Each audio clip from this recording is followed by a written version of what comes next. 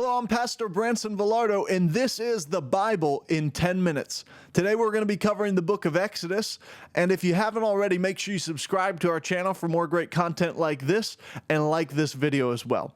Let's go ahead and jump right in, but before we get to the book of Exodus, I just want to give you a little background on where we are in the story of the Bible. You remember, obviously, the Bible starts with creation when God creates Adam and Eve. Adam and Eve and their descendants don't do so well, so God restarts with Noah. After Noah and his descendants don't do so well either, obviously ending up in the Tower of Babel, then God decides to start over with one man again, and this time he chooses Abraham. With Abraham, God makes a covenant that he would bless him and his descendants, and his descendants are, first he has a son named Isaac, then he has a son named Jacob, then he has a son named Joseph. Joseph, who is the great-grandson of Abraham, ultimately is sold by his brothers into slavery, and he's sold into Egypt. But when there's a worldwide famine, his brothers return to him for help in Egypt. And Joseph has risen to the top of Egypt. He's at the right hand of Pharaoh. So that's how the children of Israel get into Egypt, is when they come to their brother Joseph for help, and ultimately they decide to stay there.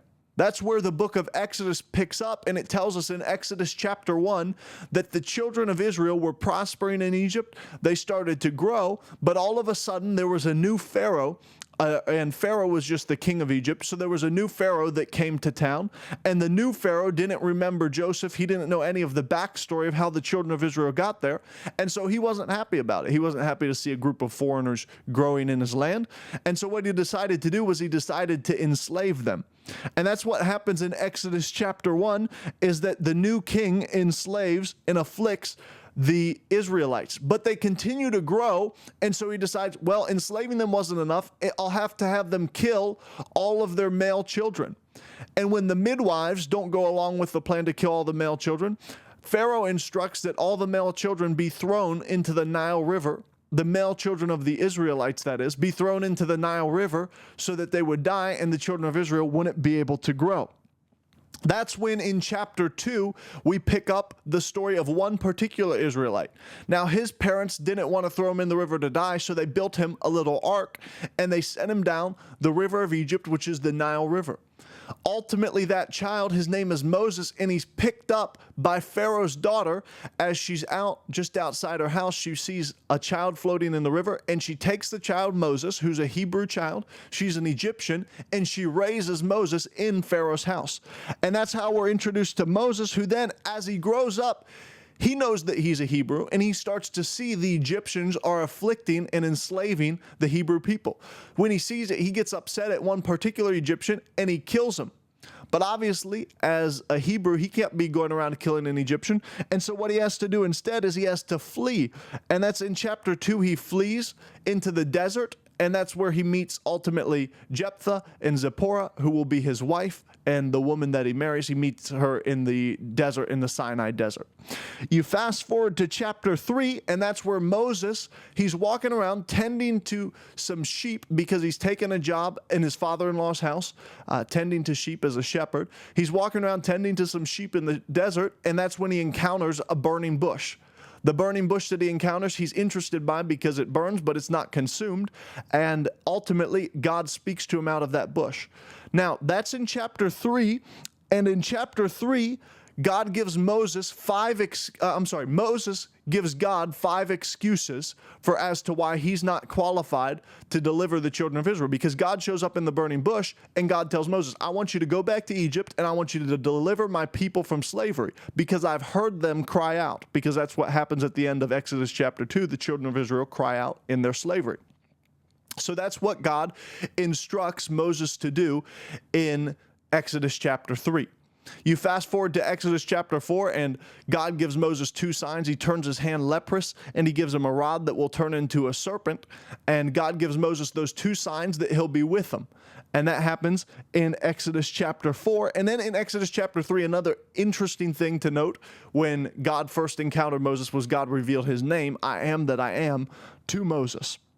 From there, in Exodus chapter 5, Moses finally agrees, and he decides to return at the end of chapter 4, and in the beginning of chapter 5, he returns to Egypt, and he tells Pharaoh, let my people go. This is where you get a bunch of back and forth between Pharaoh and Moses and God. And ultimately it leads to the 10 plagues because Moses keeps coming to Pharaoh saying, let my people go. When he first went to Pharaoh, he just said, let them go that they may serve me for a feast in the wilderness. Then they'll come back.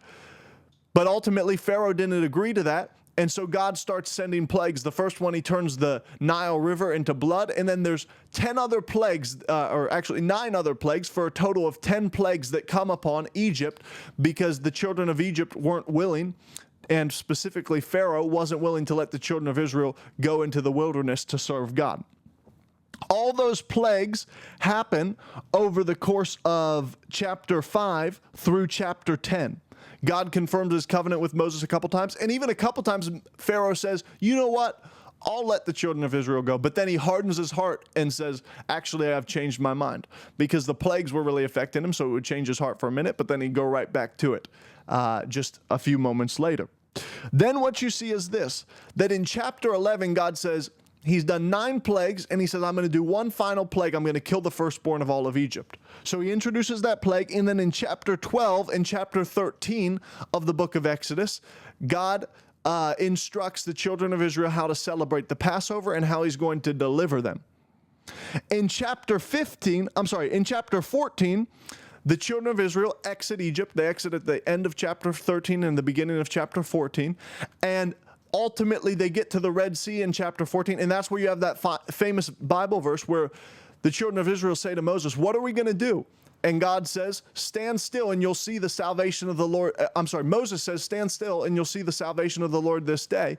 The Egyptians you see before you today, you'll see no more. But God hears what Moses says, and he says, Moses, don't tell the people that. I have already given you the power to do exactly what you need. Take the rod that's in your hand, stretch it out over the sea, and the sea will part. And ultimately, that's what he does. The children of Israel go through on dry ground, and then Pharaoh and his armies are drowned in the Red Sea. Chapter 15, Moses and Miriam sing a worship song unto God, and then all of a sudden you start to encounter the problems of the wilderness. There's bitter water that has to be made sweet. In the next chapter, the children of Israel get quail and manna from heaven, and they're instructed to keep the Sabbath, chapter 17. Now, the Sabbath instruction is important because that's showing that God's not going to be like the Egyptians who made the children of Israel slaves. Chapter 17, the children of Israel get water from a rock, and Moses is able to defeat the children of Amalek by simply raising his hands. As long as he raises his hands in battle, they're victorious. Chapter 18, Jethro, Moses' father-in-law, he re-encounters him, and Jethro gives Moses some advice on how to set up judges underneath of him to deal with leading such a large group of people. And that is the conclusion of the first part of the book of Exodus. So the first part of the book of Exodus is from chapter 1 to chapter 18, and it's all about the children of Israel getting out of Egypt and on their way to ultimately where they'll encounter God at Mount Sinai. Now, the second half of the book of Exodus, which is chapters 19 to 40, is all about the children of Israel during their time at Sinai. So it starts in chapter 19 when the children of Israel, they meet with God at Sinai, and they say to God, they said, everything that you've commanded us, everything that you will command us, we'll do it. In chapter 20 through 24 then, because they just said, whatever you say, we'll do, after they encounter God with powerful signs and wonders at Mount Sinai in chapter 19. In chapters 20 through 24, that's where you get the 10 commandments, and then God goes on to give 52 other commandments. So you have a section of law in the book of Exodus right there. Then chapters 25 through 31 in the book of Exodus, God starts to instruct the children of Israel. Here's how you're going to build the tabernacle, and here's how you're going to maintain the tabernacle. That's chapters 25 through 31. Then we get back into some story. We leave the instruction again, and chapters 32 through 34 tell the story of the children of Israel worshiping a golden calf. Obviously, Aaron took the gold that the children of Israel had plundered out of Egypt, and he builds a golden calf with it. Moses comes down from the mountain, sees it, can't believe it, and he smashes the 2 original tablets of stone. So, chapter 33, you have Moses, all of a sudden, he's interceding for the children of Israel. And this is where something really powerful happens. You remember when Moses was first called that he told God 5 reasons he wasn't qualified. Well, God decides he's going to be done with the children of Israel, and here Moses 5 times intercedes for the children of Israel. And he says, don't destroy the children of Israel. God said, I'll destroy them and I'll start over with you, Moses. And Moses said, don't do that. Other nations, that'll be bad PR for you. Other nations will think poorly of you if you brought them here just to kill them in the wilderness. And so that's what happens in Genesis 32 through 34. And then obviously in 34, the covenant's renewed. Then what you have is, in Exodus 32 through 34. Then what you have in the final 6 chapters of Exodus, Exodus chapter 35 through 40, the people bring offerings, they repent about the golden calf, they bring Moses gold, and they build the tabernacle out of it. And it gets so great that by the end of the book of Exodus, in Exodus chapter 40, the Bible says that the glory of the Lord was so powerful in the tabernacle that Moses couldn't even enter into the tabernacle to minister because of how powerful God's glory was in the place. There you have it. That's the book of Exodus in 10 minutes. You say, what's the message of the book of Exodus? It's very simple. God's desire is to deliver his people, and his desire is to dwell with his people. He's not a wicked ruler like the ruler of Egypt. He's a good-hearted, a kind, and a loving God that we serve. I pray this video has been a blessing to you. The book of Exodus in 10 minutes. If you haven't already, make sure you subscribe to our channel and like this video and check out more great content that we have just like this. Thank you for watching. Please like and subscribe for more.